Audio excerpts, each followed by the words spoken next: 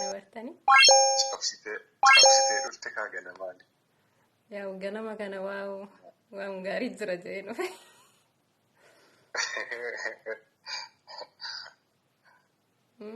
Hayyee ba'in deema ammoo sa'aatiin ati bilbiltee fi maqaan kee wajjin deema. Wajjin deema miti hin beeka warri yeroo isaa beekaa argite. Yeroo kana beektaa ala seexan boqonnaa fudhata sa'aatii ammaa kanatti. Ati immoo barii karaa maatii kee dinqiidha.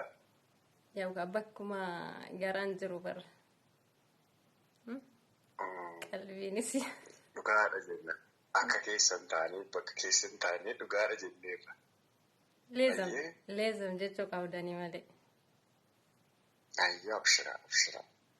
Akkam jirtanis haalichi keessa jirtan maal fakkaata qilleensi? Isaaf haa galatu. Alhamdulillah. Galata isaa. Nagama qabu. Jechuun ati garuu na barteetta.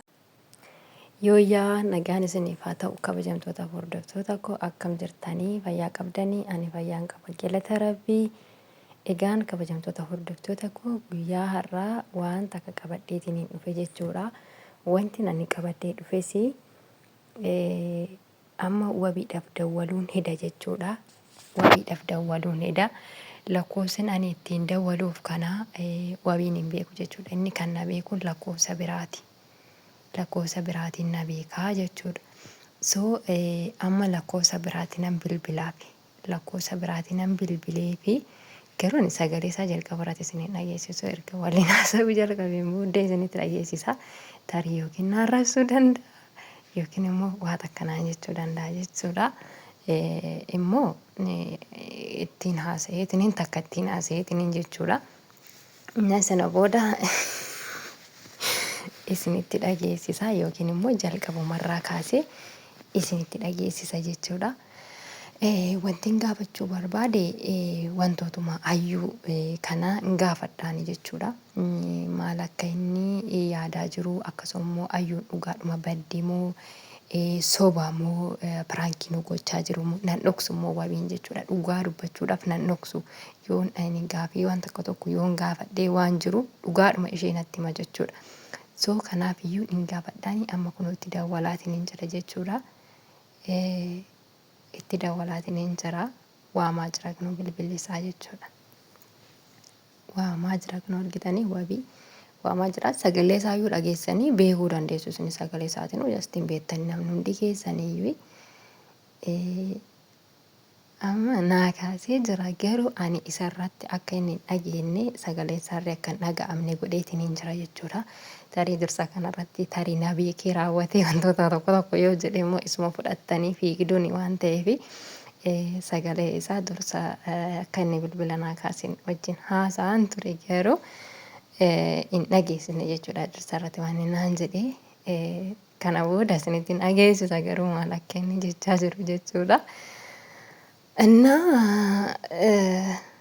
Amma waliin haasa'an jira. Garuu jechuudha sagalee dursarratti ka'ee yoo dhageessanii duraanuu silaa waamee qajechaa jirtanii waamee kanaan jettu jechuudha.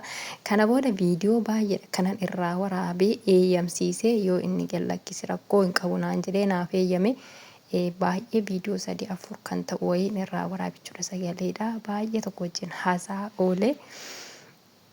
Nawaa akkanaan jedhee na kofalchiise dhugaa rabbii na beeke dhugaa qatti godheetuma na beeke jechuudha. Isinitti nageessisa sagalee isaa sagaleedhuma kootiin na beeke maal akkanaan jedhee otoo dhageessanii kolfitanii duutu. Isinitti nageessisa qofa sagalee isaa nageeffattanii ajaa'ibuma qaba mucaan dhugaa dubbachuudhaaf sagaleedhumaan qacci godhee nan beeku dhaggeeffadhaa kunoo maal akka inni naan jedhee dhaggeeffadhaa. Dabartanii? Cabsitee dhufte kaa ganamaani. Yaa ganama kana waan gaarii jira jedhee dhufe.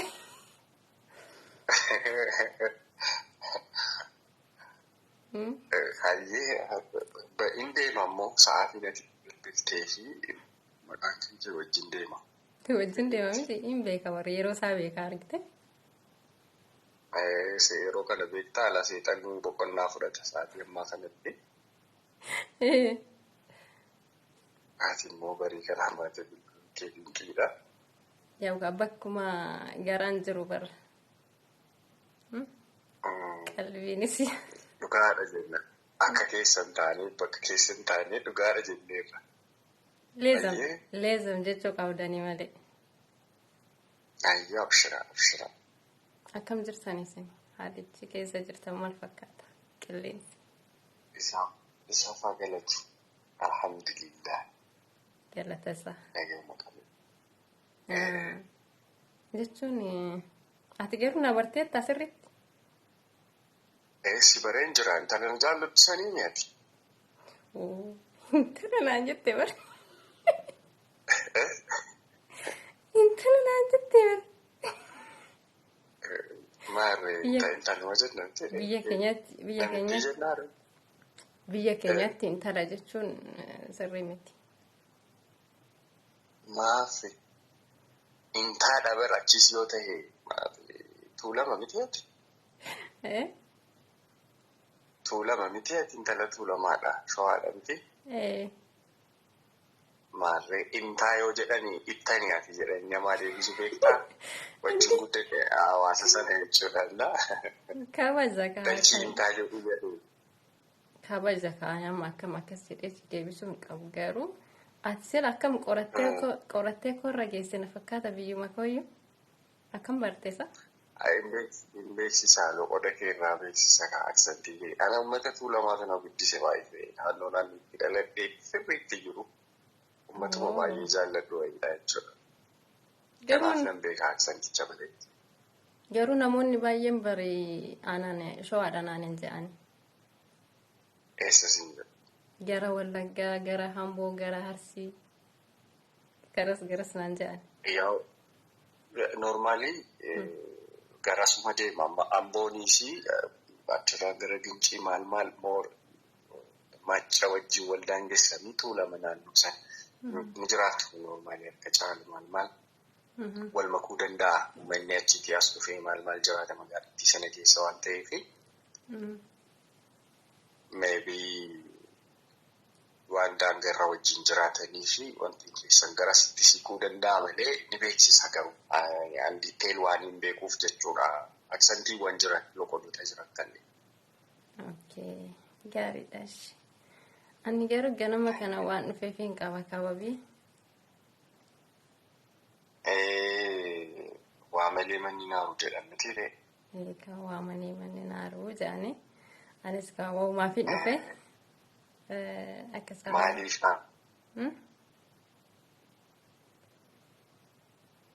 Maal jettan? Manallee kan aanutti goranii jedhani. Manallee kan aaruutti goranii jedhani. Egaa akkasii. Abbaa gumaanii gamamaa san harka fixxanii dubbiin akkamisa? Abshira isinii bal'isan. Bareechine. Gaariidha gaa. Gara fuulduraa ifa natti fakkaata gaafan ilaalu. Ayyee akkasii fumataa inshaallah. Inshaallah dhugaadha rabbi haa jedhu. Jechuun kaleessa viidiyoo kan kee dheengadallee Iyyaasuu biratti si argee ture. Kaleessas immoo viidiyoo kee tokko laalee ture jechuudha. Haallichi jechuun baay'ee tokko na gaddisiise viidiyocha gaafan argu. Maaliifin durallee egaa akkuma beekamu wantoota baay'ee jechaan ture. Garuu immoo har'a yemmuu kana argu hedduutu akkanatti dhaga'ame. Wanti kun ammam dhugaadha kanan jedhullee na amansiisuu dide. Namoonni hundinuu yommuu viidiyoo kana haala sanaan lakkisaa jiranii amma tokko immoo just nama tokkorraa itti dhiyaattee nama jirtu tokko yoo akkasittiin itti sixxee waan takka waan achi keessa jiru gaafatte furmaanni takka jirti rakkoon jiru kana keessa maaltu jira kanan jedhu gaafii waa takka si gaafachuu barbaadeen ture naaf eeyyama maala. Abshira rakkoon qabu. Dhugaan erga saaqatee bakkee ba'ee dhoksaadhaaf asii fiiguun badaa gaarii ta'u.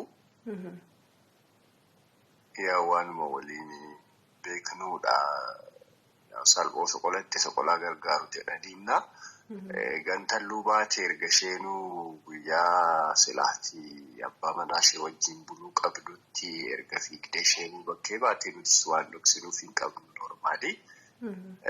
Dhugaadha baduun ishee jechuudha. Xinnoo baduu ishee duuka wal qabatee malmalanis viidiyoo gadhiiseen ture isarra darbee immoo Yaasiin biratti argitee taatiis naa kaasaa jirtaannaa. Waanuma jiruudha siin jechuu barbaadeeni normaali. Inni Yaasiin biratti argiteen yaana biraas ture naamin waan akkas na dhiphisee waan akkas humnaa oolle silaati dhiirri gaafuma of dhanne jedhanii gaafuma of dhanne jedhe kostarri jedhe bareeda garuu yeroo tokko haalonni akkanaa kun yeroo jireenya kee keessatti mudatanii yaa'u sheektaatanii raafamta. Hammam jabaatu qilleensi hamaan gaafa dhufe nu maraasan.